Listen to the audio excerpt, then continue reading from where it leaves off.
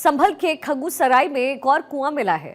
जिला प्रशासन को खुदाई में ये कुआं मिला है। अतिक्रमण हटाओ अभियान के दौरान ये कुआं मिला।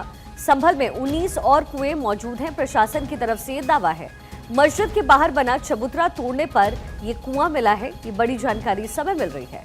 संभल के खग्गूसराय में एक और कुआं मिला। जिला प्रशासन को खुदाई में यहाँ कुआं मिला है। अतिक्रमण हटाओ अभियान के दौरान यहाँ कुआं बरामद हुआ। संभल में 19 और कुएं मौजूद हैं। प्रशासन ये दावा भी कर रही है। मस्जिद के बाहर बना चबूतरा तोड़ने पर यह कुआं प्रशासन को मिला है।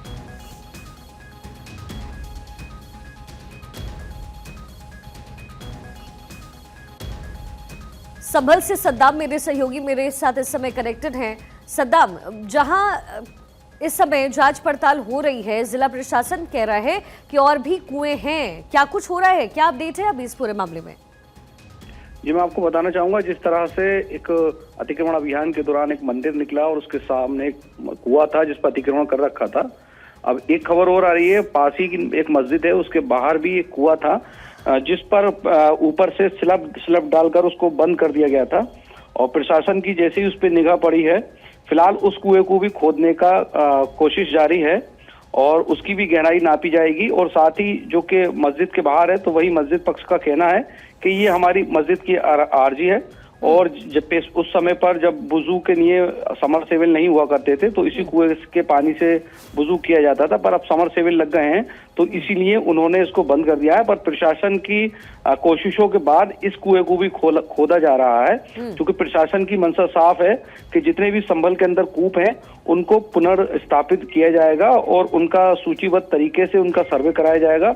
और इसी कड़ी को लेकर ही डीएम की तरफ से एएसआई को भी पत्र लिखा गया है, जिससे कि इन जितने भी कूप हैं या जितनी भी धरोहर हैं पुरानी, उनका सर्वे किया जा सके। जी अच्छा सद्दाम, जरा ये बताइए कि जो कुछ मूर्तियां बरामद हुई हैं कुएं से, वो कहाँ की बात है? वो जो मस्जिद के बाहर जो चबूतरे के नीचे कुआं है, उसकी बात हो रही है?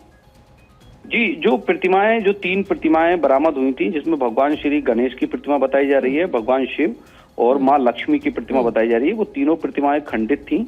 और वह जो प्रतिमाएं निकली थी, तो जो मंदिर था एक पुराना प्राचीन, उसके सामने वाला जो कुआं है ये वहां से निकली थी। फिलहाल वहां की खुदाई बंद कर दी गई, क्योंकि प्रशासन का कहना है कि अगर जेसीबी से खुदाई होगी और नीचे अगर और प्रतिमाएं होंगी तो जेसीबी से वो खंडित हो सकती हैं। ये जो दूसरा प्रकरण है, ये एक अलग कूप निकला है। ये उसके ही बगल में एक मस्जिद दूरी पर है थोड़ी, उसके बाहर एक कूप बना हुआ था, इसके ऊपर स्लिप डला हुआ था और जिस पर लोग बैठा करते थे।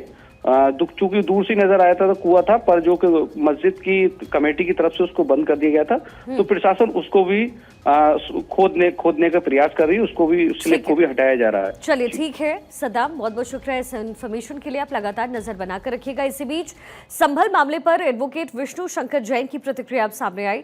संभल में जिला प्रशासन ने मंदिर की खोज की है। विष्णु शंकर जैन का दावा ये साबित करता है कि संभल एक तीर्थ स्थल रहा है।